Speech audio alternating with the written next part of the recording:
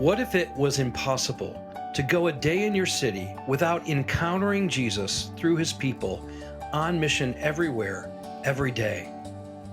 Welcome to the Saturate podcast, where we equip everyday disciples and leaders to make Jesus known in the everyday stuff of life. We'll share real stories and practical tools to equip you as you live as God's people, where you live, work, learn, and play. We're so glad you're here. I'm Jeff Vanderstelt, Executive Director of Saturate. Whether you lead a church, a small group, or simply just want to grow as a disciple of Jesus yourself, our hope is to equip you to live as a disciple who makes disciples everywhere and every day. So today, we're getting to talk to somebody who shares that same passion, has been a friend of mine for a long time, partner in ministry, co-author, church planter, part of Soma family, a father, husband, an incredible guy. We've done tons of work together. He started a ministry called the Equipping Group as well, and so he's the founder of that. And so this is Ben Connelly. Ben, I'm so glad to have you on this. This is not your first time you and I have had these kinds of conversations, but welcome back. Yeah, this is the most public way we've had these conversations. But that's true. Yeah, I'm grateful to chat with you, my friend, and also grateful that other people are going to get to listen in on a friendly chat. Yeah.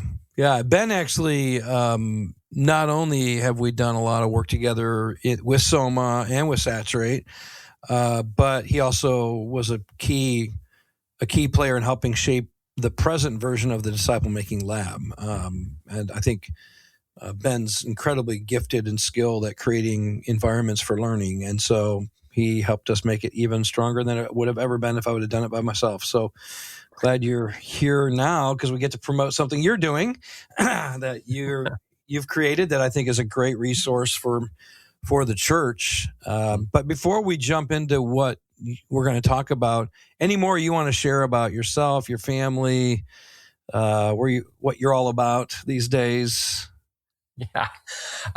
Yes, sure. It's a big question. Share as much or little as you want. Yeah, sure. At the end of the day, I'm a dad of 3 kids. Jess and I will celebrate 20 years of marriage this summer. Congratulations. Thank you. And we've gotten to be in local church ministry together since before we were even dating. And so that is, if you really want to boil down like where the heart of even this resource comes from. And yes, it's a deep honor to get to come alongside you and Saturate and do the work we do with Equipping Group and others. But at the heart of it, I'm just a local church guy who's praying that God would make disciples in our backyard as well and through our efforts. So maybe that's the best starting point for anything else we talk about. That's cool.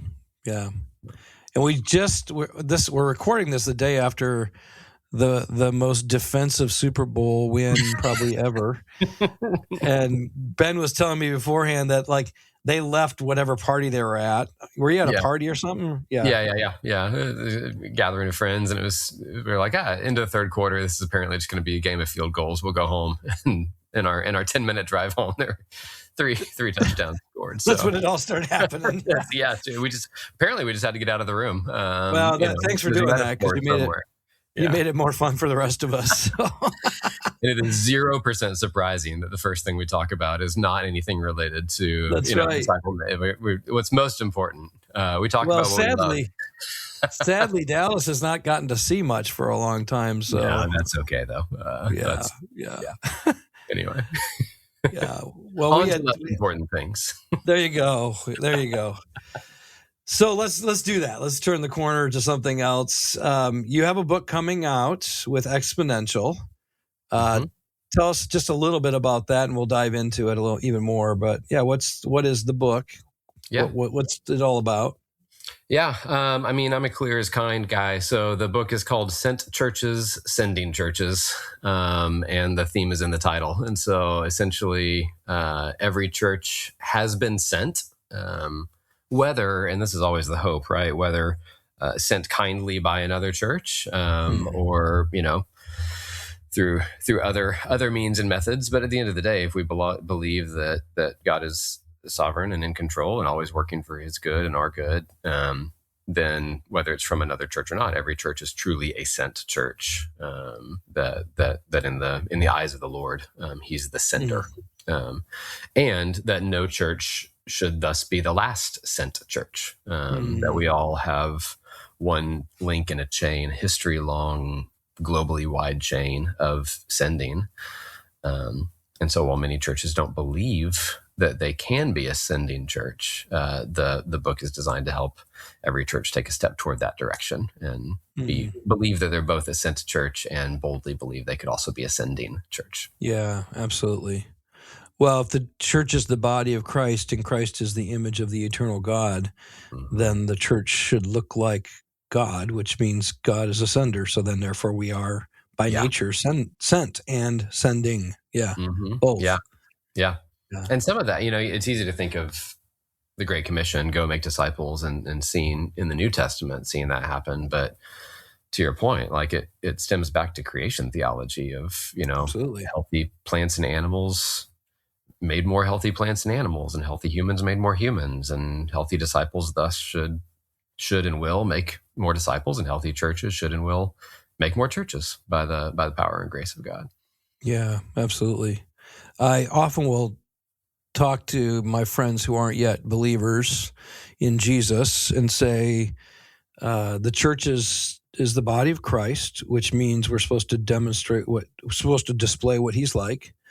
And Jesus is the image of the invisible God. And so if your version of God doesn't look like Jesus, and if your experience of the church doesn't look like Jesus, then there's a misrepresentation of what God's like. And so please keep looking at Jesus. And as much as we look like Jesus, that's good. And as much as we don't let that be what shapes what your view of God is like. And in a lot of ways, you're doing the same thing. It's like if a church isn't sending, it's not because God's not a sender. It's because we're not reflecting His image, and maybe we've forgotten who we are. We're not living into our identity. So that's really interesting. I was just C.S. Lewis or one of his friends. It talks about how sin is us turning inward on ourselves. And we're meant to raise our hands to glorify God, to look outward at the world, and how sin kind of truncates us and turns us inward.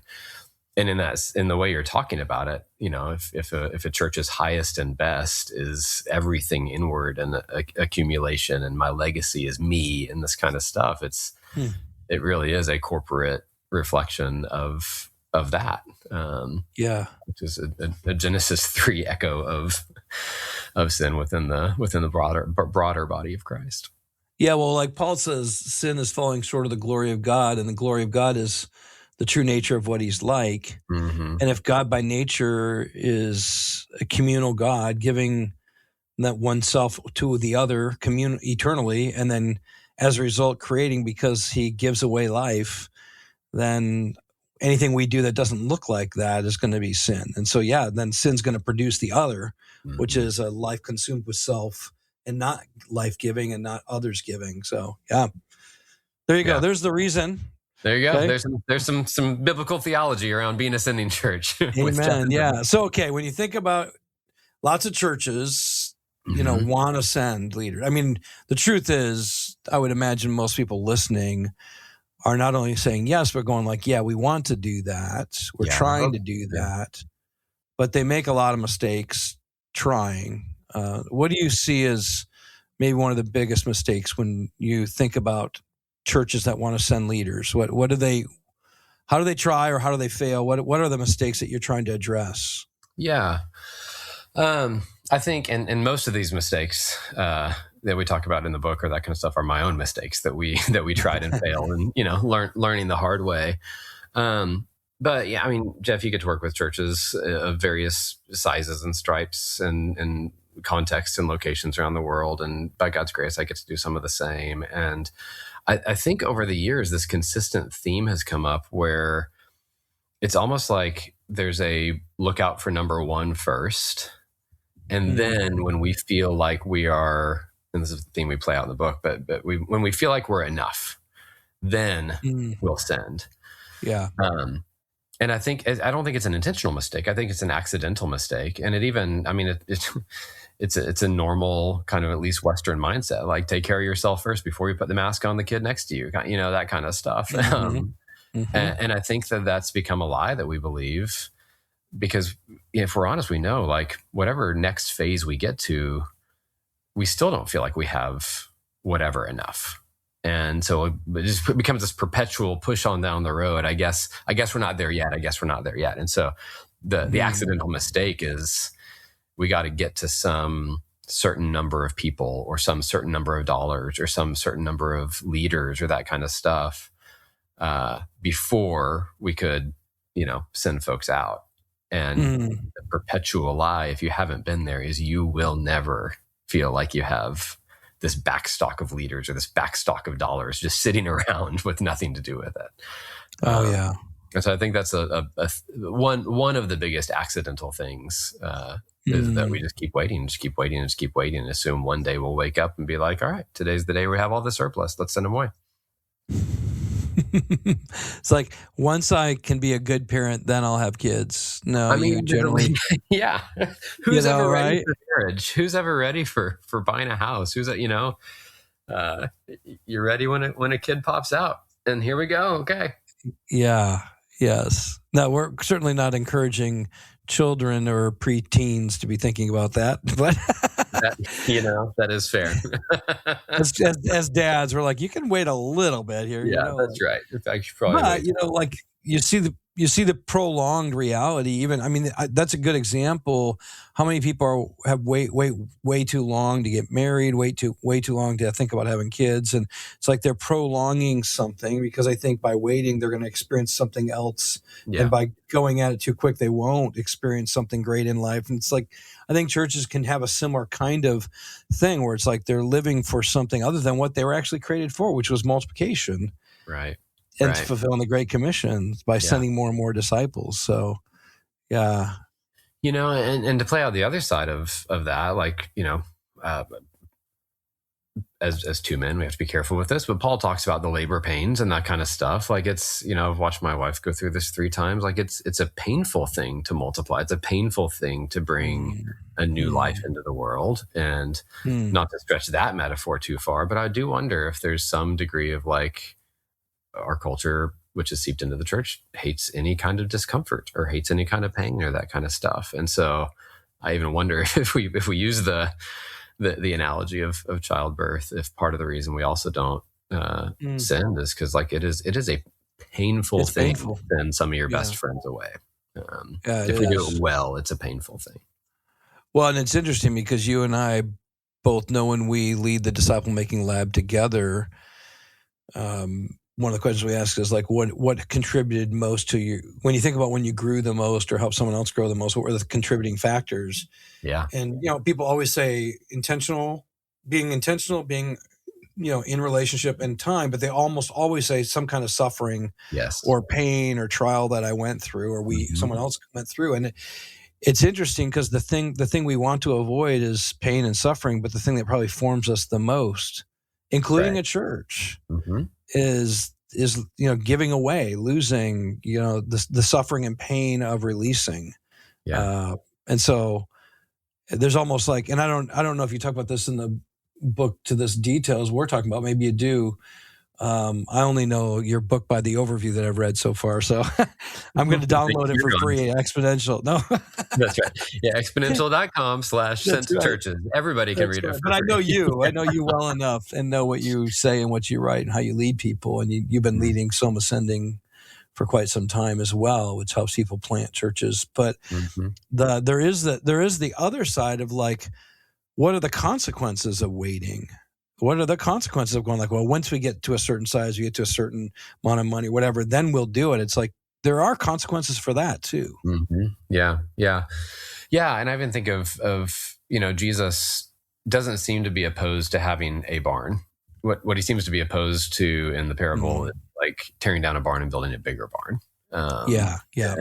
And so there's some of that. I think of, the gifted leaders that I have to believe are in every single church of every single person listening to this right now, because God promises that he's going to give different people with different giftings to build up the body. So at some point, if if we're waiting for too long, then there's really gifted people who aren't getting to use their gifts for the upbuilding of the body.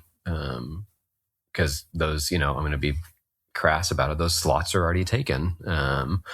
Or it becomes a stewardship question of, if we have this amount of money, we're all, I mean, this is true of families as well. Like, we're all going to find something to do if we have extra money laying around. And so it becomes a question of, are we stewarding the resources God has given us for his purposes? Or again, let's give benefit of the doubt, even accidentally, are we starting to steward God's resources for more of our purposes, our name, our glory, our bigness, our up and to the rightness, or whatever else? Well, let's just say you take the average church in America, and this goes all around the world, so it's not just that, but just our context. Sure. It's around 70 to 80 people. So let's say you're a church of somewhere in there, 50 people to 150 people or something like that. You don't have a plan for what we're talking about. It's something that's, we wouldn't be here if the church wasn't committed to this. Like you said, your church was sent at one point. You are where you're at because somebody went there. Yeah. But maybe you've lost it, maybe you've forgotten, maybe you didn't know how to repeat it. Maybe you're even told not to. I mean, I know of some churches who just say, I don't think we should do that. But you're here and you're listening and you're like, I want to do that, but we don't have a plan. Yeah. Where do we begin? What would you suggest they start with in terms of like reordering or rethinking what they're doing or how they approach this? Yeah. I think that two thoughts come to mind. One will be an inherent plug for the Disciple Making Lab, if I may be so bold. Please do. But I'll save that one for the second. The first that comes to mind is to find ways to start sending in, I'm going to call it smaller ways. Like, we're never going to send out from our church unless we create a culture of sending within our church. And so I had a church leader call me one time. He's like, we want to plant a church next year. What do we need to do? And as we discussed kind of what the culture of his church was, it was very single leader, very heavy staff led. Everyone who taught a class, even that kind of stuff, was paid at least some degree, part-time, full-time staff. No small groups, this kind of stuff. Again, I'm not knocking the model of like ministry philosophy, but the point is that everything was very tight, centralized, very few other leaders outside of kind of the paid clergy. And I'm like, there's no way you're going to plant a church next year unless you bring someone in from the outside. But if you're talking about wanting to raise someone up, which was his desire, like, there's no way you're going to be ready for that because you haven't even multiplied yourself, other than the Sunday between Christmas and New Year's, when you let one of your other staff persons preach every year. And so what we talked about is, okay, what does it look like for you to start multiplying yourself, sending other people into the pulpit? Let's use the word sending other people to lead a class, sending other people to do ministry, affirm that where they are, they're sent there as a nurse or a teacher or whatever else, for not just taking care of people and teaching kids, although that's vitally important, but also like to display and declare the good news of Jesus. And so over time, slowly, there were, again, this may not be the right way to say it, but smaller forms of more internal forms of sending within the church that they saw new groups started. They saw someone start to teach a class that wasn't a staff person. And it's like, wow, if that's the highest and best it is, like, is that it? It's like, well, no, but they've never done it before. Yeah. And so it's a disproportionately huge first step. And so I think that would be one answer to the question, how would you start? Is just to find some way of replicating, multiplying something within the existing culture. And my hope and trust is that many folks who are listening to this are already doing some of that. Yeah. But if you're not, that would be the first step. And then the second answer that I would give is for folks who are doing some of this, but maybe they think they want to do more. It would be to look at the culture within your church. And this is where we get an inherent plug for the Disciple Making Lab. One of the exercises we do is look at a plan for what goes on within your church. And so the question is, hey, what are the assessments Like, what are the metrics that are defining success? And if everything is more accumulation, getting people in, then you're telling people that's the highest and best. And you're also accidentally working against sending people out. The practices that you call people to, the rhythms and activities, if everything's happening at the church or led by a staff that's communicating something, language, vitally important. And then what are assumptions? What does it mean to fit here? And if what it means to fit here doesn't involve some form of just even, hey, you have gifts, you're going to use them. That's part of belonging. Then you're creating a standard less than what God has for every one of his children. But you're working against, again, accidentally working against your hope for sending. And then what are the narratives, the worldview, both outside the quote unquote walls of the church, and the narratives and doctrines and that kind of stuff that have shaped the church family. Ecclesiology plays into that, and the culture around us. And so it's this cultural acronym that Jeff and I developed called A Plan. But if you look at those different 5 elements of culture, everything we do within our church is either going to work for whatever vision or goal we have, or everything we do is going to accidentally work against it. That's right. So if our culture, if our plan isn't geared toward multiplication and sending, then it's no wonder that we're not going to see that happening. When you let's just take a narrative piece there, because I remember, like, one of the things that we said when we started the first Soma Church was we wanted to be normative, that this is both assumption and narrative. We want to be normative, that everyone is a disciple-making disciple, and to not be you would feel out of place in this church. I remember that was like, we'd say that all the time. Like, if you're one who's not committed to the Great Commission, living it out in your everyday life, that you'd go like, I just don't know if I belong here. Yeah, because I'm an anomaly in this space. We tend to be the opposite. Like, most churches, like, you're kind of weird if you're living out this missional life and everyday life. So it's like, we wanted to flip that. And then the other part was, if you were here at this church, part of this community for 3 to 4 years, you should be able to go to any part of the world and reproduce what was done with you. So you should be able to either plant a church or be on a planting team, or or at least be an incredibly significant contributor to whatever place you land. And that narrative and those assumption and narrative combined is what then forced us to change what we measured, right? Because then you're like, okay, are we measuring the right things that would lead to that narrative and those assumptions? And are we using the right language for that? And so it shapes so much of everything we did from that point on. Yeah. And then, and then I was thinking, as you said, another way to say the first one was like, whatever you normally were paying people to do, try to get people who aren't paid to do it.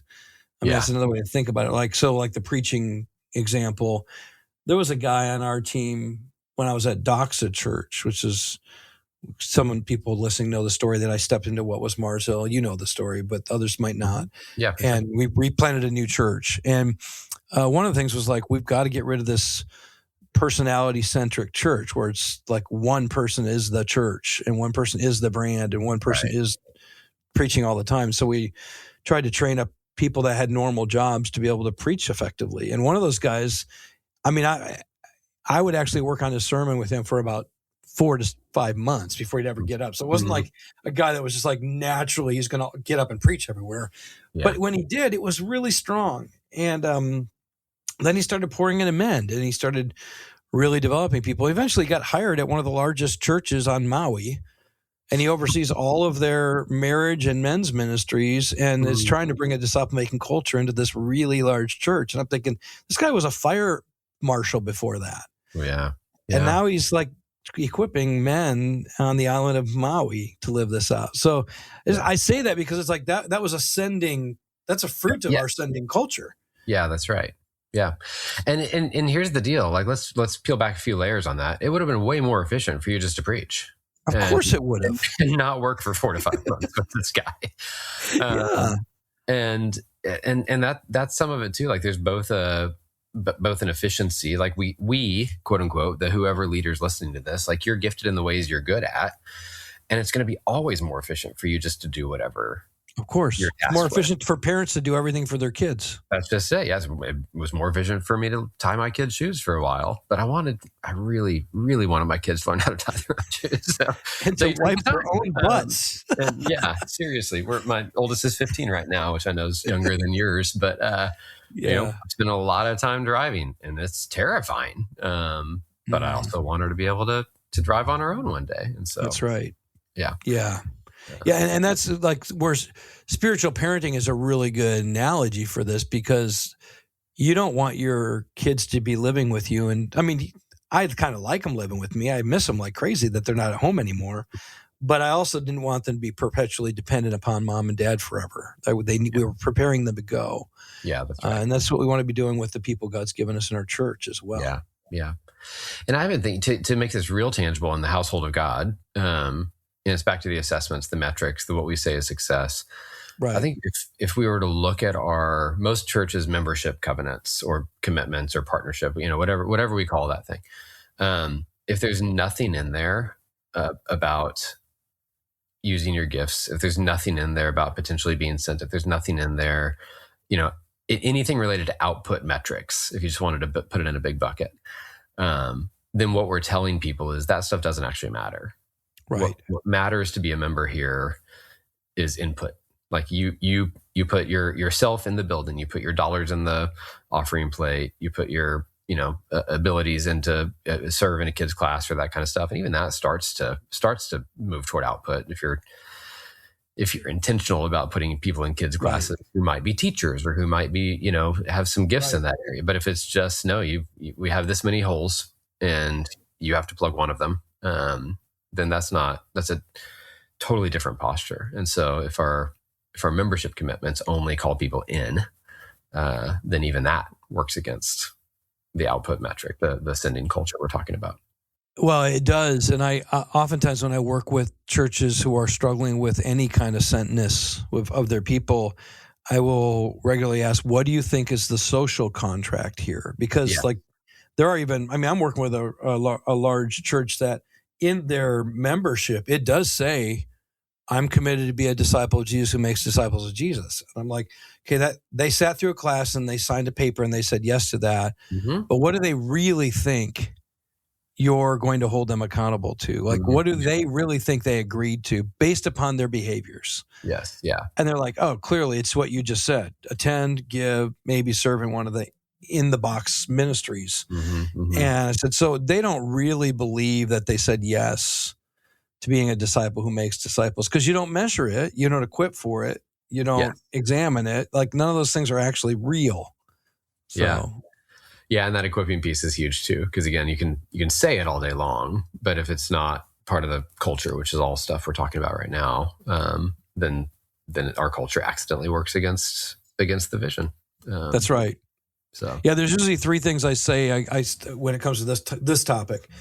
One, did you clarify really clearly you expect your people to do these things? Mm-hmm. 2, did they agree that that's what they want to do? Right. 3, did you then train, equip for it? And maybe 4th, did you actually measure it? Like, did you put assessment in to see if we're actually doing it? Yeah. And mostly it's a leader saying, I said it, mm-hmm. and that's it. Yeah. So we preach on it. Don't be frustrated if people don't do what they didn't commit to and you aren't equipping toward. Yeah. And also the fact that the church put that in their commitment at all, like that can be it can be a seedbed of a really good step. Oh yeah. Just what are you going to do to water the seed? What are you going to do to cut away the weeds and that kind of stuff? Because a lot of churches don't even have anything like that. They don't even put it in there. Yeah, that's right. So two sides, one. Yeah, I've applauded this church because everything that's in their membership covenant is like dead on. Like they nailed it. Yeah. But admittedly, they have said, but we haven't programmed toward it. We haven't trained toward it. We aren't measuring it at all. So all the cultural piece that we talked about earlier is not there. So, great. It's great. They're moving toward it. I think they're going to be an incredibly effective sending church. So it's a great starting point. So when you think of a sending church, Antioch's a key one. You use that as an anchor story. Yeah. What do you hope modern churches feel when they picture Antioch being under persecution? Yeah. Yeah, I mean, so that's, if you're listening and haven't read the book of Acts in a little while, it's totally fine. Like the Antioch, so far as we can tell, was the first church outside of Jerusalem in Christian history. And it was started not by, a bunch of clergies and bishops going and building a cathedral. But it was started by everyday Christians who were being run out of town. Yeah. And then, as was so often the case in the first century, they would find each other, maybe cling on to each other because they're the only support they had, which, is the case in some parts of the world, not as much in other parts of the world today. But then they would practice their faith. And, to your point about making disciples being a weird thing in churches today, there's no option but to do that in the first century. Like if you're a disciple, you're making disciples. So you see this pattern over and over and over again. And so out of the ashes, out of the furnace kind of stuff came this new expression of the church. And we don't know a ton. I've spent time as I was writing this book, I spent time with some Christian historians, emailed a bunch of them. No one knows a ton about like data and stats from the church at Antioch. They just don't exist. Unless if anybody out there has it, send it my way. I'd love to know. Please, I want to see it too. Yeah, seriously. But for all intents, it's probably a smallish church, probably about the size of what you said, the average American church, a few dozen people, maybe a couple hundred people, but that's reality of first century church. And out of that one church, Eastern Orthodox tradition traces all of its roots. And the Roman Catholic Church traces its roots back to Antioch, which means that those of us in more Protestant churches also trace our roots, because we came out of the Catholic Church, back to this one church. And so like a lot of global Christianity traces its roots back to this one little church that was birthed out of persecution and was started by everyday followers of Jesus. And one of the very few things that you see, two of the very few things you see of the church at Antioch is they had a diverse team of leaders, and they were willing to send away their best. Because Paul and Barnabas came out of that church, and we assume others do as well. There's some history that says those probably weren't the only two quote unquote missionaries or ambassadors or apostles sent from that church. And so it's just crazy to think of this small little body of believers in this tiny little town based out of persecution with very little, no education other than apprenticeship with Jesus and his followers, started a whole lot of what is today the global church. And that church doesn't exist anymore. And as with so many of those earlier churches, like if their legacy was, let's build a name for ourselves, let's put it in today's context. Like if our highest and best as church leaders, by whatever we mean by that, is to build a name for our church, to build a name for ourselves, a platform for us as preachers, pastors, whatever it is. That is such a small legacy in the scope of history. Like it may last 4 years, 40 years, maybe one more generation. But like, I don't know my great-great-grandfather's name. Right. And I can trace back a few of the churches that sent our church, but it gets lost pretty quickly. But if you think of the legacy of really pursuing the kingdom, the countercultural kingdom, and building that rather than building the name of our church, then it's okay that Salt and Light community won't exist in a couple generations. And it's just a really enthralling story to dig in and be like, we only know the name of that church because it was recorded in the scriptures. It was gone a few decades later, but its legacy still perpetuates to this day. Absolutely. Well, and if you think about Jesus' words, unless a seed falls to the ground and dies, it bears no fruit. And it's like, if our primary perspective is, I got to maintain this, I've got to sustain it, I've got to make sure it never goes away. It's like, it's just not the form. That's not the gospel-formed life. The gospel-formed life knows that we lay down our lives, which also means we might have to lay down, quote unquote, our legacy or our church or whatever for what he wants to do that's bigger than what we would have done if it was just about our thing or, our own one little church. So, yeah. And little by whatever stripe. Like, right. Exactly. I live in North Texas, where we have the most of the big churches, and yet you look at percentage wise, it's 1 or 2% of the population in any one of those churches. So when you say our little churches, let's put it in perspective of like, there's always more people, quote unquote, out there than in here. And maybe God wants to draw some of them into his family. Yeah. So. I think so. Mm-hmm. So from your book, Sending Churches, what's one idea that you think quietly but radically could change how the church actually operates today? If its leaders took it seriously? Yeah. I think it goes back to the mindset of we're not something enough. We're not rich enough, big enough, don't have enough leaders to backfill. There's part of me that, like, in modern day catharsis, the common mantra would be like, no, you are enough, you can do it, kind of stuff. No, but not true. No, not true. That's just, I think the big idea is actually there's a side of that that's true. Like, you'll never be big enough. You'll never be rich enough. You'll never be that kind of stuff. Yeah. And yet, like, that's the core message of Christianity. You can't do it.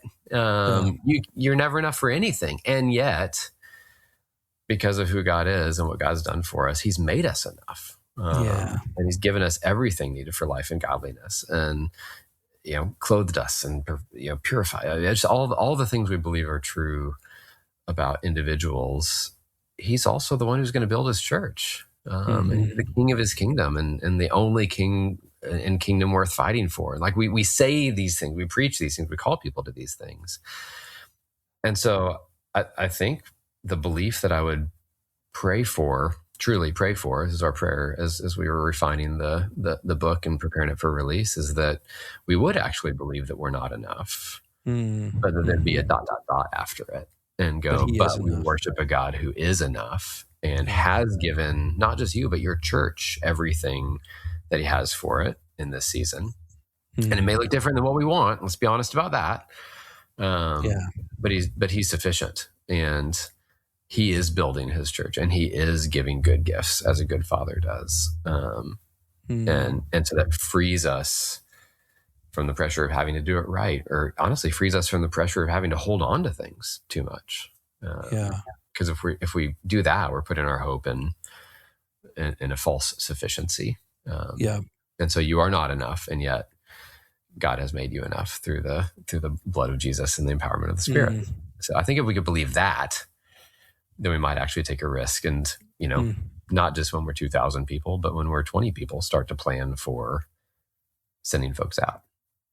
One of the women who is a part of our she's a pretty new Christian, had almost no experience in the church whatsoever, but part of our little micro church that we're a part of right now. And she said this last week, she said, because we're going through the Sermon on the Mount, we were doing the Beatitudes, and you got blessed are the poor in spirit, there's the kingdom. And she said, it's interesting. I think when I look at people who want to, because at the end of the passage, verse 16, shine your light before men, they might see your good deeds and glorify God in the day, or glorify the God your Father. And she said, when I think about how many people in the world want to try to do really good, because a lot of people do, she said, but the problem is if you're trying to do all that good on your own strength, then you're either going to get full of pride or you're going to be crushed when you fail.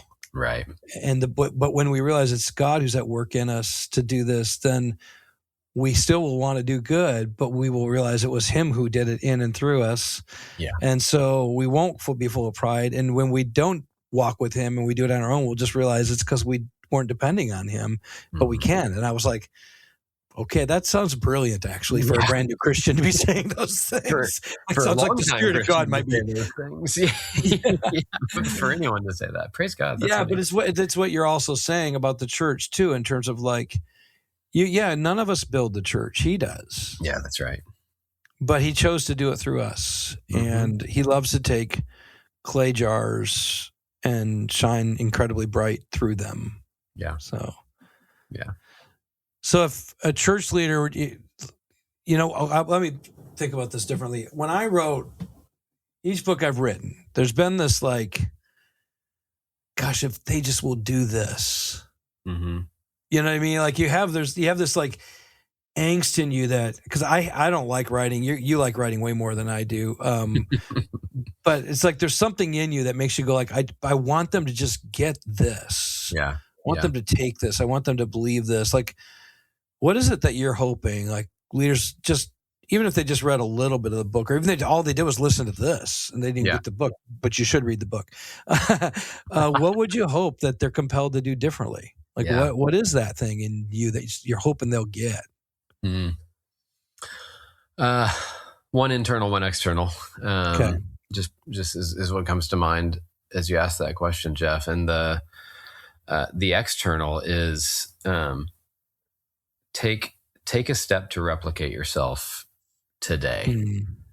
Like whatever that thing is that we're like, I'll be honest. I like to be in the room when a light bulb comes on for someone. It's one of the greatest joys of ministry, right? Like it's whether it's someone recognizing Jesus really is Lord for the first time, or they have a gift to use, or like, it's just, I love it. And when I'm not in the room, but I hear about a light bulb coming on, there's a little ping in me that goes like, why wasn't I there? FOMO. I know it really. That's exactly what it is. Spiritual FOMO. But if I wasn't in the room, it means somebody else was in the room. And if that person is a group leader, whatever we call them, missional community, small groups, all the names for them. If it's a group leader, if it's someone else that we're raising up, if it's another leader, if it's a brand new believer who's just talking with a friend, like the fact that they're there instead of you is a metric of success. And so I think like the external angst or yearning that I would have is just do something to replicate yourself. If you're the guy who only let someone else preach between Christmas and New Year's, like let someone else teach. Put together a leader development plan. It can take 1,000 different iterations, but the principle behind it is find a way today to replicate yourself, and not just the stuff you don't like doing. Maybe that's the caveat. Like something you're really scared of. What if this person's better than I am at it? Like replicate yourself in that kind of a leader, and recognize that you got to be a safety net for them. Jesus would send his disciples out 2 by 2, but then he'd pull them back, and they'd seem like they had a good debrief session of like, oh yeah, you can't cast that one out except through prayer. So, they have to have the coaching and training and that kind of stuff, but they're actually doing things. He didn't just give them single direction information in 5 questions to sit around a table and talk about and then send them out. Like he brought them along and did all the actual training and equipping. And then he took a risk by sending them out. And I think that's, if we're going to be like Jesus, then we got to entrust our people who are really God's people to God as well. So take a risk, replicate yourself somehow today. And then internally, I think it's a twofold prayer. One, would you start praying today that God would raise up workers for the harvest? And then 2, would you pray that God might reveal what you do? And this prayer I pray as well. So like, what is something that you do to block them from being able to be sent into the harvest? Is there anything that you're holding on too tightly to? Is there anything that you're not willing to give away?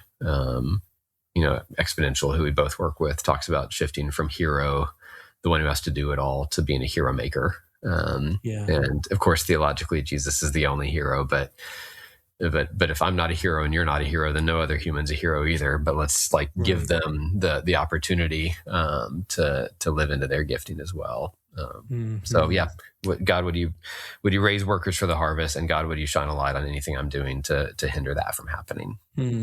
Would be the end. You and I have both been in this long enough to be able to say with integrity, our greatest joy wasn't getting to do it. The greatest joy was helping someone else do it and being able to watch back and just, cheer them on. I mean, it's amazing, Yeah. When you're younger, it's like, I want to be in the game. Put me in, coach. I want to play. And I want to, but as you grow up, you start to realize, that was fun, but getting to see somebody else do it, that you got to pour your life into, man, it's so encouraging and it's life-giving. Amazing. So. Yeah, it is. One of our church planters today, his church turned a year old last month, It's bigger than our church is.